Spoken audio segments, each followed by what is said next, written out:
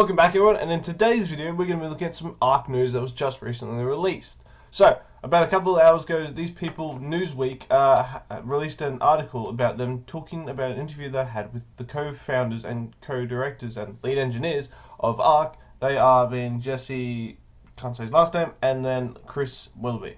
So, they had a lot to say about Extinction and the future for it. So, it's going to be awesome. I cannot wait to read this, so let's get right into it. So, first thing to do is a world to explore. Extinction takes place to a futuristic version of Earth, populated by an overgrowth of plant species and the technological remnants of mysterious civilization long since past. Ark ventures further into the science realm than ever before, to a time when nature reasserted dominance over the most of humanity's creatures. I just did forget to mention, I am quite unwell, so if I am stuttering quite a lot, my apologies. I'm just not well, but I wanted to make sure I got this video out for you guys. Anyway, so sounds pretty cool that it's going to be more of a sci-fi thing, which is really awesome. I've been keen for that. And they go on to say here, we're all children of the 80s and the 90s, things like dinosaurs, robots, all that cool stuff was something they loved, which is what I love too. The setting was this is the good stuff. That setting mixed with 4 unique boss fights, new things to interact with, and fresh ways for players to allow Wildcard to confidently describe Extinction as equally big or bigger than any Ark DLC. Since the map's divided into difficulty tiers, players of all skill levels can enjoy exploring the secrets of this new environment. So, quickly, 4 unique bosses. That is awesome. I wonder if that actually relates to the 4 Titans, because there are 4. Well, there are 4. Yeah, we know there are elemental Titans. Well, from what I've read. So, yes, there are 4 Titans. Sorry, I also just woke up. My brain's like, eh. Yes. So I wonder if they're the Titan bosses, but then technically you can tame a Titan. So who knows? There are 4 unique bosses. Actually, I think it goes on to talk about the Titans later. So don't worry about it. We'll scratch that. So 4 unique bosses. That's good. That's information we need to know. And the map is divided by difficulty tiers. So I wonder, so if those that looked at the trailer, there were bits where at the end, there looked like to be a dome in that snowy area before the Titan popped up. I wonder if that's one of the difficulty areas, you have to teleport to get there type of thing. Which would be quite interesting if you have to actually get to a higher rank and then you can move on. That would be very, very interesting. Anyway, there's going to be a lot of secrets of this new environment, which is going to be great. Alright, let's keep moving on. Creatures to tame and items to use. Sick-o. Let's go. While there may be more creatures and items in Extinction than we know about today, Wildcard has chosen to focus on 6 different features throughout the hundreds of possibilities. Some of the concepts are just plain cool and others are feedback. Alright, on the cool end of the spectrum is the Enforcer. Based partly on the teleportation movement featured in many VR games, the Enforcer is a construct dino capable of warping over short distances. Players can add one to their party via traditional taming or by collecting the individual pieces required to craft one. The team has not decided on a process. Once that's finished, the Enforcer's ability can be used by looking in the desired direction. Okay, that is sick. Honest to goodness, if you have to so you can warp people and dinos. That is dino capable.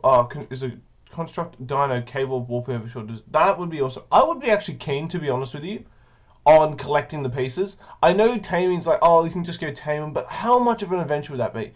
You go over and you can just collect all the pieces, you know what I mean? Because, if it's hard to tame, say the rock drake, if you're early on in the game, you can't tame a rock drake straight off, right?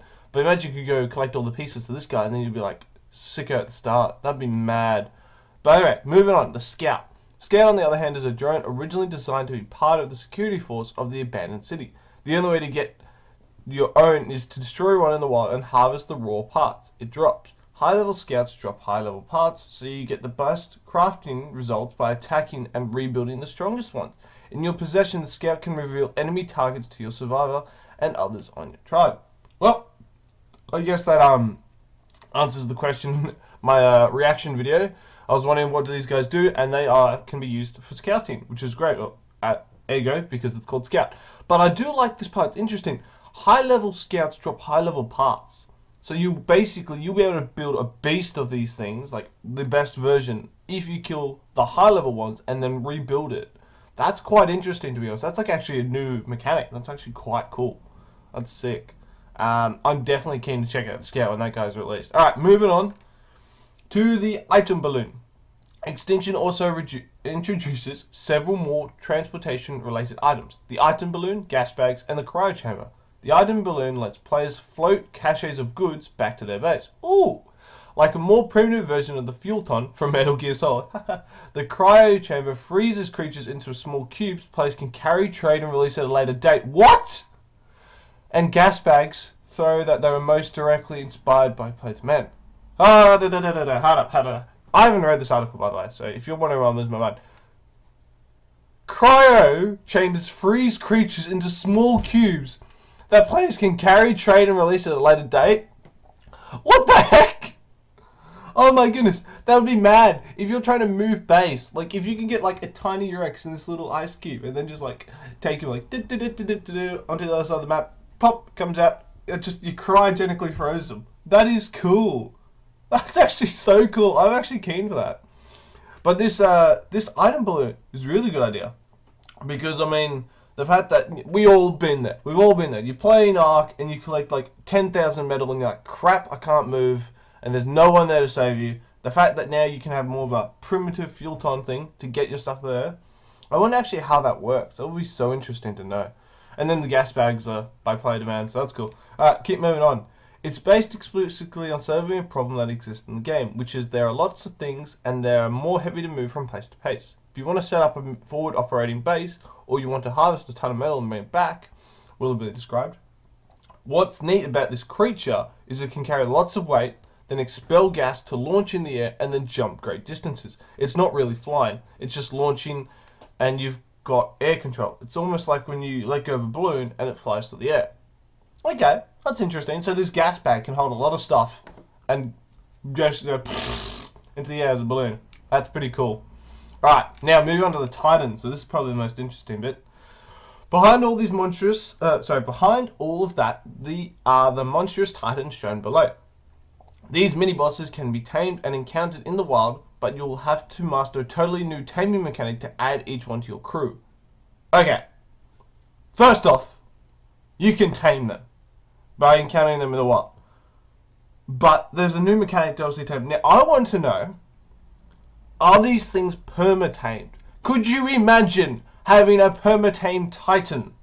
Like, don't worry about 24 hours, but you have a permanently tamed Titan. If you could get all 4 of them, oh my god, especially on PvP, they would probably destroy anyone.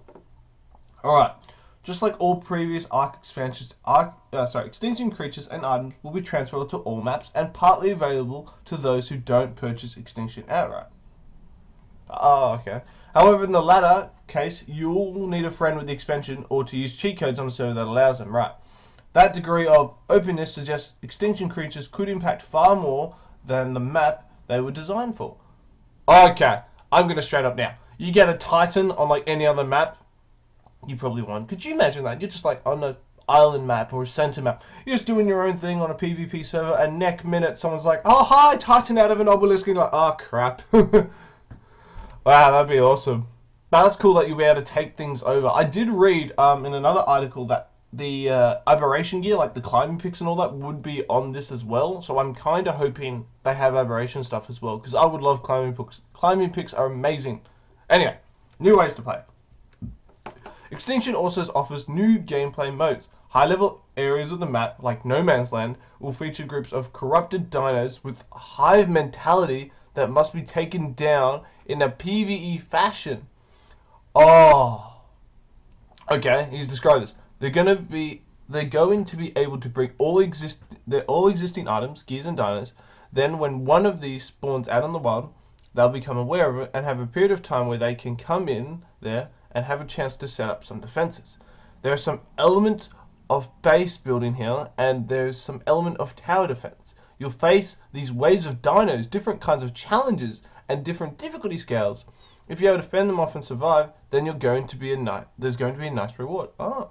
What's really cool, even beyond that, is that Ark, and it takes place in that world, that means other players can show up in the middle of it. Maybe they'll help you out for a piece of reward. Maybe they'll wait for you to fight off the dinosaurs and then take the spoils for themselves. Or maybe they'll start a fight with you. It brings a new wrinkle to the game with these events happening out in the world. With all that in mind, Willoughby confidently described the live PvE element as the most anticipated part of Extinction. That kind of sounds interesting. Like these little mini events type of thing. Like of course, like you go into these areas and you'll find these, guys you have to fight them like a PvE. That's actually quite interesting. It kind of in a way reminds me of Destiny, just how there's a random event and you either work together or you just like bugger off and then get the spoils for not helping. But that's cool. Like the fact that there's tower defense bits, there's base building bits, and then you fight off waves of dinos, and then they give you like good rewards. That is interesting. And it's in the high level area, like No Man's Land, so that'll be cool. I'm definitely keen to get there straight away. Just go there and be like, all right, let's see what happens. Probably die in a heartbeat. All right, new story details. Right, so this is probably Extinction notes. While he couldn't reveal much, I'm not going to say his name, I'll butcher it otherwise, says his favourite part of Extinction is the lore. Oh yes, yes, and the world itself. Our inspiration was to take everything we've done with Ark up to this point and put a bow on it. To let players know that this world, they're going to find answers to their questions. While are all these crazy creatures here? What's going on with all the sci-fi stuff? And where did this all come from? All this stuff is coming to a head in Extinction. Despite Extinction's sci-fi underpinnings, the story might also tap into Ark's prehistoric history roots. Ooh, people often associate high tech with being the best, but look at the world. If you look at the state of Extinction, it's clear high tech not always the answer. There's always going to be a couple cool surprises for people who really like the core of what the first came to Ark to play, which is the amazing creatures and dinosaurs. Extinction is going to be pretty satisfying them, even if they're not into the robots and sci-fi stuff. For those eager to see more, the Extinction Chronicles event is happening now, leading up to the Extinction launch in November. Current Ark players can collect Explore Notes, items, and skins that offer clues and lore ahead. Cool! Right, so we're currently in Extinction Chronicles Part 1, for anyone that is wondering. We have a few more Chronicles between now and then. Alright, this is the last bit, Future of Ark. We're just going to skip away those ads. As the 3-act story of Ark comes to a close with the new lore and creature, Studio Wildcard is still looking ahead. Given Ark's success, it's obvious the franchise will continue, but Willoughby and, I'm not going to say his name, were unsure from the series' next chapter might take. It will be an opportunity for us to step back and figure out what we're going to get from here. Ark has been a huge success and we want to move further and relevant to make it, so we want to continue to produce content for fans. This means another season pass, more free content, or even a sequel on the table for 2019 and beyond. But the team at Wildcard is mostly focused on here and now with Extinction. It's going to be gameplay, story, and visual feast for everyone. Well then, that is absolutely sick. I cannot wait for this, guys. I am actually interested to see the future of Ark, because I do love Ark, but this is cool. The fact that there's going to be more lore, and we obviously know there's going to be more Extinction Chronicles, because they have confirmed there'll be more tech dinos between now and then. So I assume at the end of July 15th, when Archaeology ends, there'll be a new event. It would make sense, because you're not just going to release 3 Explorer Notes and just 1 skin. Yeah, because it says there'll be more. I'm keen definitely for this PvE thing. This looks interesting. I'm actually interested. Corrupted dinos with a hive mentality. That's quite cool. And then we've got the Titans, which, oh my goodness, they look amazing. This gas bag, I'm keen as being to just ride. And then you got this thing, the cryo chamber. I think, to be honest, out of everything in this whole article, what I love the most is the cryo chamber. Just the fact that you can freeze dinos, carry them, trade them, and I just love that. And then you got all these other cool aspects. Well, anyway, ladies and gentlemen, that will be the end of this video. Again, apologies that I am sick and I'm just a bit all over the place, but I hope that in this video you're able to stand the cool new things that are coming to Ark in the future. Excuse me. And yeah, I hope you enjoyed the video, guys. And let me know your thoughts and comments down below. What do you think of what we've just read? Are you keen for these new, integral parts from what we know so far? Are you keen for them, or you're like, no, I don't want this, it looks crap, whatever? Let me know in the comment section down below. But with that all being said, ladies and gentlemen, thank you so much for watching. I hope you have an amazing day, and I'll see you in the coming days with more. Take care.